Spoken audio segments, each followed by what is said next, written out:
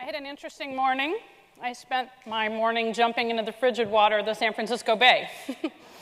It's an annual event I do with the police department to raise money for charity.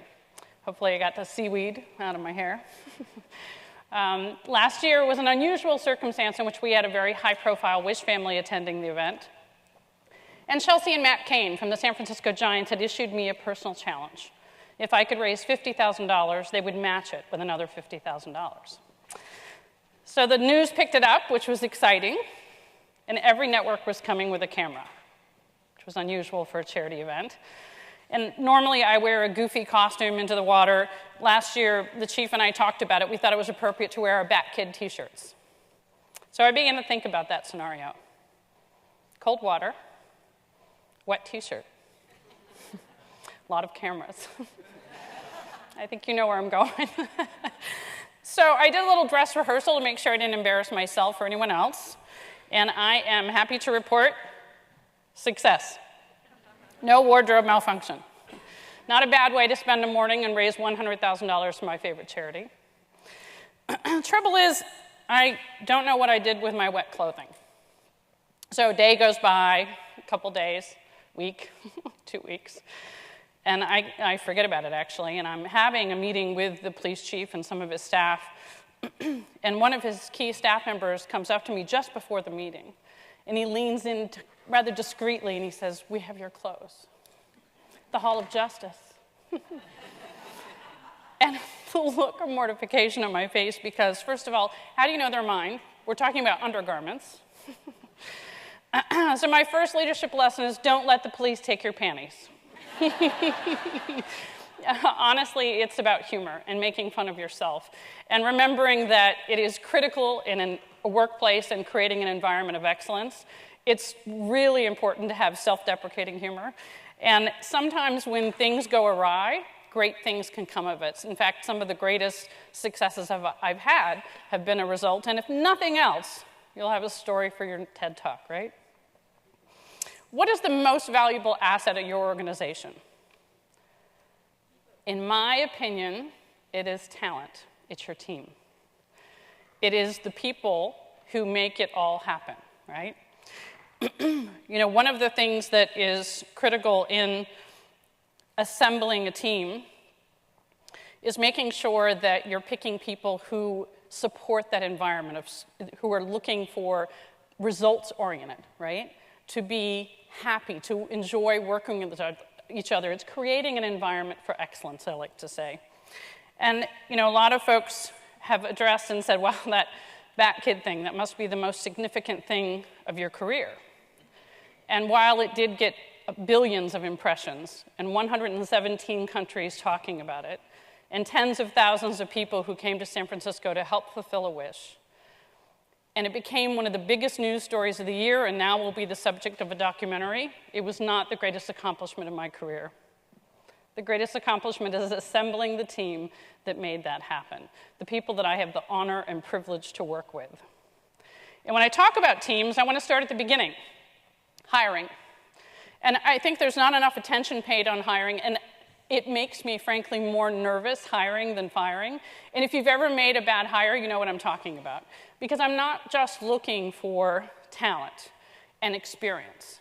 I'm looking for someone who's going to be a culture fit, who's going to advance the culture of our mission personally and making sure to do so in a team. Something you should know about me, and by the way, in this past week, there have been some stories about companies who are offering unlimited vacation as a way to retain employees, and I love this idea. I love it because if you're hiring the right people, they're conscientious, they're already results-oriented, they're successful, and they're working all the time, they're connected. So why not give them the sense that you think their work-life balance is important to you as well? And if you treat people like adults, they'll probably act like one. Another thing that I think is significant, if you're looking for a job, remember, I'm only asking one question, and I may pose it dozens of ways. The one question is, why should I hire you? Now, I'm going to tell you a secret about me. I don't enjoy conflict, and I've been known to avoid it. I like to try to sweet talk my way into getting what I want, but there's sometimes you can't avoid it. And if you have an underperformer, if you have someone who is a cultural misfit, and I'm assuming that you've given them every opportunity to succeed, you need to do them and your team a favor and swiftly address it. And I don't mean to sound heartless, but you owe it to the team. It's your moral obligation as a leader. Years ago, I was a volunteer with the San Francisco Unified School District, and I was speaking with a principal at the highest-rated elementary school in San Francisco. And she was being criticized by how she spent her mornings. How did she spend them? Out on the curb, greeting the children as they came off the bus, as their parents dropped them off. And she said, I beg to differ. I can't imagine a better use of my time than to be setting the tone, to stand here and to greet these children and prepare them for a day of excellence in education. And that resonated with me 20 years ago, and I don't stand on the curb and greet the staff. Maybe I'll do that Monday. But I do think about that. How can you set the tone for excellence? Creativity, collaboration. And that's a challenge that I think about today. I heard Nancy Rockefeller speak once and coin a term, smother mother. And it's very appropriate, actually. Let your managers manage. Hire the best managers you can, but let them manage. Do you have lots of standing meetings? Are you managing by rules? I think that makes you an administrator. Leading is lonely. It's supposed to be. You're out front. There's no best practices. You're an entrepreneur, right? No one's done it before, that's the point. It is taking a risk, and you will make mistakes, but if you keep it results-oriented and positive, it will lead you in the right direction. Idea development is so much fun in a team environment, but I'm not sure it's given enough time. Allow the ideas to be vetted by your team. I like to take an idea to the team, and what happens is, it's no longer my idea or your idea, it evolves. It's our idea. And it grows, and then people get ownership and excitement, and they become passionate about it. And before you've even begun implementation, you're already ahead, because you've created a process that even if the results aren't what you want, it will lead to what you want. So when I have an employee come to me and say, I have a problem, I like to say, but do we have an opportunity? What are your ideas for solving this? Seek ideas from every corner of your organization.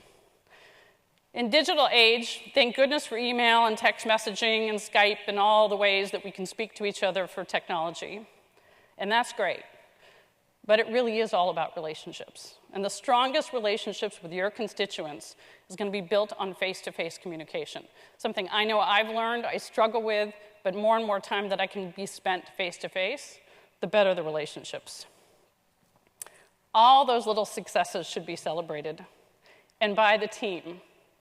Give credit, don't take it. And make sure that you realize that sometimes just survival is success. And lastly, conflict, as I've learned, is not a four-letter word. It is necessary in a workplace. And in fact, it should be encouraged, particularly if you are focused on results. You never know where it will lead you. Some years ago, I earned myself a nickname. We were working on an event, and it was significant by our standards. 1,000 people were coming, $750,000 that we were trying to raise. And I walk into the venue, and I can see across the hall, there's a gentleman, one of our vendors, and he is furious. And he is chewing out one of the events team. And his body language tells everything, and it's offensive to me. And I can hear his tone, and I approach, I can hear the language he's using, and there's just nothing in that scenario is going to help solve whatever the heck is wrong, right? And I'm dressed down because I'm setting up like everybody else, and I approach and I step into his space, all 5 feet, 12 inches of me, which somehow seems more petite than 6 feet. And I step into his space and I say what I usually say to diffuse someone, how can I help you? Well, it didn't work. His anger was so focused, and he directed it right at me. And he said, and who the hell are you? And I responded without hesitation and with enthusiasm and said words I don't think I had ever said before. I am the bitch in charge. And at that moment, everyone within earshot, all the other vendors, turned the other way and ran. Our events team, I endeared themselves to them, and I earned myself a nickname. And the people closest... The people nearest and dearest to me in my life call me their BIC, and I consider it an honor. And so I think the message is sometimes you need to take the heat for your team, and sometimes you need to step in and help resolve the problem and let them know you have their back. And in doing so, you just might earn your own nickname. Here's to finding your inner BIC.